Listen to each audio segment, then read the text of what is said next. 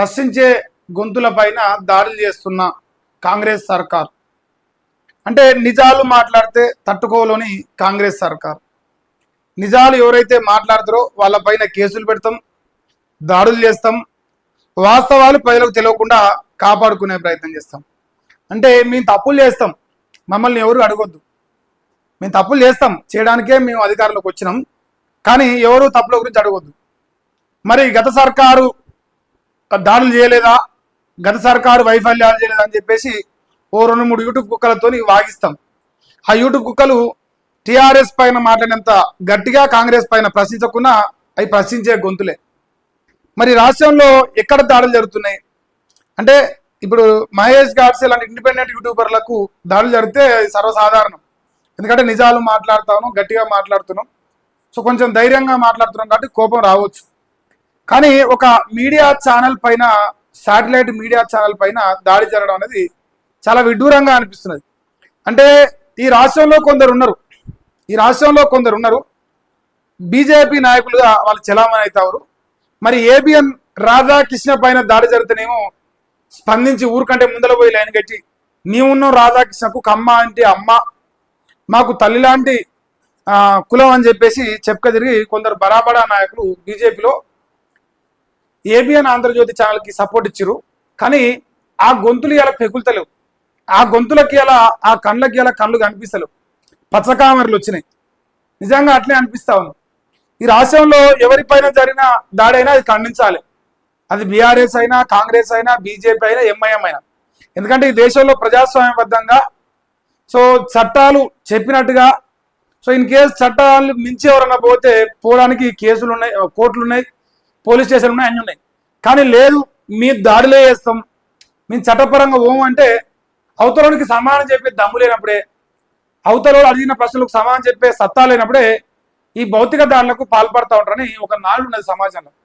అది ఈరోజు నిజమేమో అనిపిస్తా ఉంది. ఈ రాష్ట్రంలో నమస్తే తెలంగాణ అనే ఒక పత్రిక ఉన్నది. ఆ పత్రిక కూడా కరపత్రమా, పార్టీ అనుకూలమా, ఇంకా ఏమైనా పక్కన పెడితే అందరూ అంతే, అందరూ ఒక గుట్టి పక్షులే. ఇలా ఏబిఎన్ ఆంధ్రజ్యోతి అనే పత్రిక చంద్రబాబు నాయుడు మోచేతిని లాగేది, ఈనాడు అనే పత్రిక రేవంత్ రెడ్డి చంద్రబాబు నాయుడు మోచేతిని లాగుతా ఉంది. ఈ వెలుగు అనే పత్రిక డైరెక్ట్ ఇక ఎట్లా అంటే నాకు చండాలంగా వస్తుంది, దాని పేరు ఎత్తనే మత్స్యమూరు మీద కూర్చుంటుంది.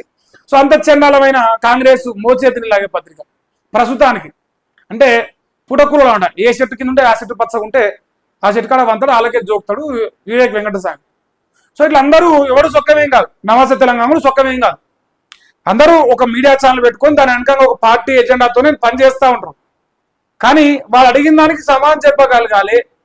లేదు, సమాధానం చెప్పలేకపోతే వాడు రాసిన దాంట్లో తప్పు ఉంటే వాని పైన పోలీస్ స్టేషన్లో కేసు పెట్టాలి, కోర్టుకు పంపించాలి, వాడు శిక్ష చేయించాలి. కానీ అవన్నీ ఏమొద్దు.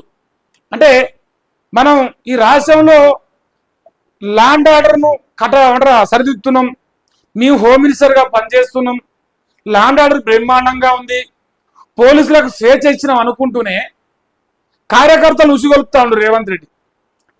దాడులు చేయండి రా, దాడులు లేని మనకేం మనోడు ఇస్తాడు, మన అధికారంలో ఉన్నవరా, మనల్ని ఓడేం చేస్తాడు. ఇట్లా కాంగ్రెస్ పార్టీ గూండాలను పెంచి పోషిస్తుందా అనే డౌట్ కూడా నాకు వస్తుంది. ఫస్ట్ టైం పెంచి పోషించకపోతే మరి అలా సమాధానం చెప్పాలి కాంగ్రెస్ పార్టీ. అంటే మీరు చేస్తే సంసారం, మంది చేస్తే వ్యభిచారం. ఎవరైతే గతంలో ఈ నల్లికుట్లోని ఆ నప్పతట్లోని ఇద్దరిని పట్టుకొచ్చుకొని ఎంగిలి మెతుకులేసి ఆ కుక్కలతోని టీఆర్ఎస్ పార్టీ పైన విషప్రచారం చేపించి అధికారంలోకి రేవంత్ రెడ్డి వస్తేనే వాళ్ళ సంసారం అయిపోయింది. ఇలా ఇదే రాష్ట్రంలో నమస్తే తెలంగాణ కానీ, కేసీఆర్ కానీ అనుకూలంగా ప్రజలు మాట్లాడితే, వాళ్ళ ఛానళ్ళు మాట్లాడినా, ప్రజలు మాట్లాడినా వాళ్ళ పైన దాడులు చేపిస్తాం, ప్రజలైతే కేసులు పెట్టిస్తాం. సో ఇది ప్రస్తుతానికి ఒక ట్రెండ్ నడుస్తున్నది.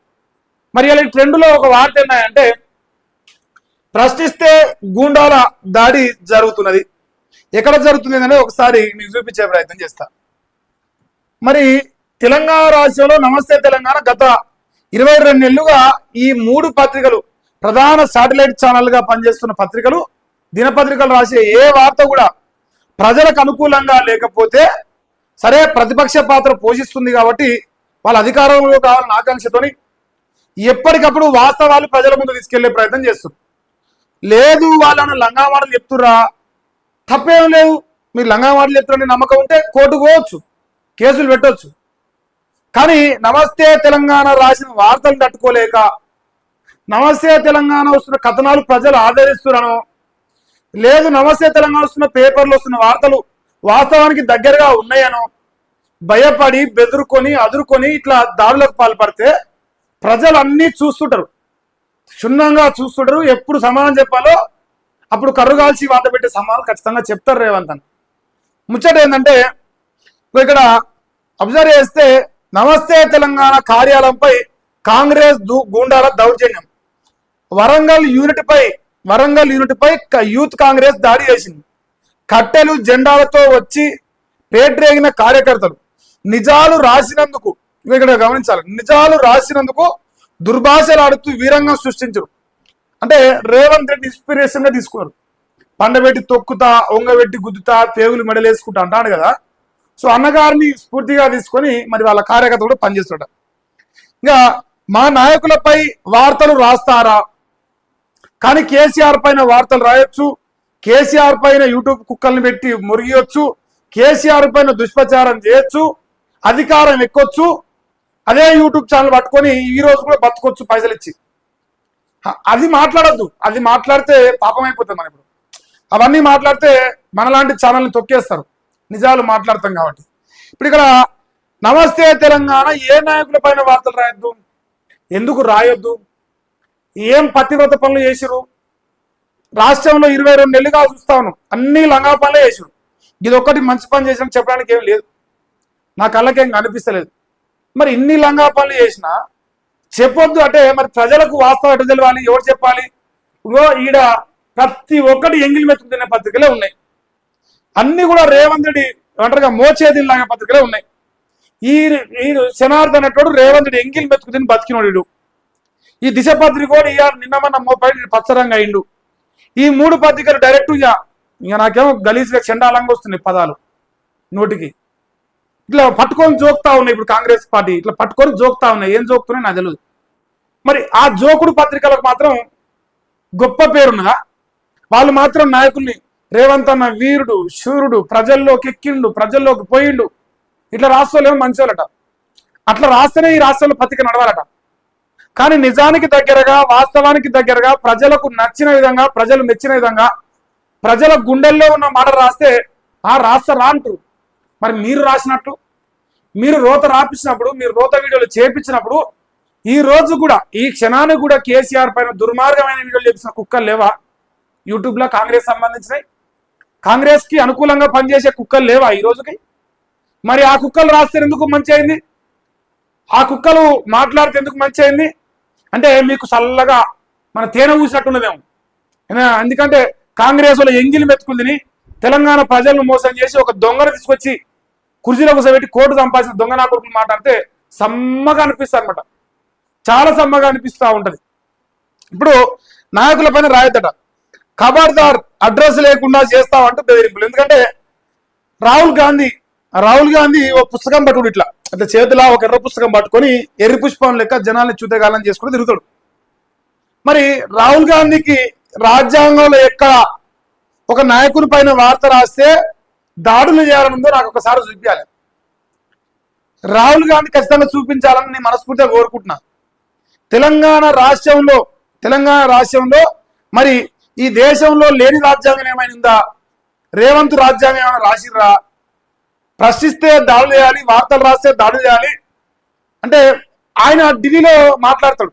మీడియా స్వేచ్ఛ పైన, జర్నలిజం స్వేచ్ఛ పైన ఢిల్లీలో మాట్లాడతాడు. కానీ గల్లీలో అలా కాంగ్రెస్ పార్టీ ఏం లత్కోర్ పనులు చేస్తుందో కళ్ళు కనపడవు అనమాట. సో వాళ్ళకి ఇప్పుడు కళ్ళు కనిపిస్తలేవు. ఇక పతులను చింపేసి సిబ్బందిపై బూతుల పురాణట. పోలీసులకు నమస్తే తెలంగాణ సిబ్బంది ఫిర్యాదు చేసినట. ఇంకా కలంపై కత్తి కట్టడం అత్యంత దుర్మార్గం అంటారు. నమస్తే ఆఫీస్ పై కాంగ్రెస్ గుండాగిరి దారుణం అంటారు. ప్రజా సంఘాలు, మీడియా ప్రముఖుల ఖండన, బాధ్యులపై కఠిన చర్యలకు డిమాండ్ చేస్తారు. ఇప్పుడు ఇక్కడ నేను ఇంకో విషయం కూడా చెప్తా. వీళ్ళేమో సొక్కమైన వాళ్ళని అంటలేను, కానీ అది పేపర్కు వర్తించదు. టిఆర్ఎస్ పార్టీ కూడా ఏబిఆర్ పైన దాడి చేస్తామని హెచ్చరించింది. ఇప్పుడు మహా న్యూస్ పైన దాడి చేసింది. వీళ్ళు కూడా ఆ రోజు కేసులు పోవాలని నేను కోరుకున్నా, వీళ్ళు చేసినా కూడా నేనే సమర్థించలే. కాకపోతే రాసిన రాత పైన విమర్శ చేసిన, రాయడానికి ఒక అర్హత ఉండాలి. మరి అట్లా ఏమైనా అశ్లీలమైన కంటెంట్ ఏమైనా రాసిన నాయకుల గురించి చెప్పు, అప్పుడు నేను కూడా నమస్తేలని వ్యతిరేకిస్తా. ఏమరా మరి పత్రిక నడుపుతున్నావు, బ్రోకరేజం చేస్తావు, నేను కూడా అడుగుతా, నాకేం బేషజాలు లేవు. కాకపోతే వాస్తవాలు మాట్లాడితే తట్టుకోలేక, నిజాలు రాస్తే తట్టుకోలేక ఇట్లా దాడులు చేస్తామంటే ఎంతమంది పైన దాడులు చేస్తారు, ఎప్పటి వరకు చేస్తారు? అధికారం ఉన్నంత వరకు చేస్తారు. రేపు అధికారం దిగిపోయినాక ప్రజలు మీ పైన దాడి చేసిన వస్తాయి. సో ఎవడు గద్దెనెక్కితే వాడు మీడియా ఛానళ్ళ పైన విరుచుకుపడడం అనేది ఒక ట్రెండ్గా అయిపోయింది.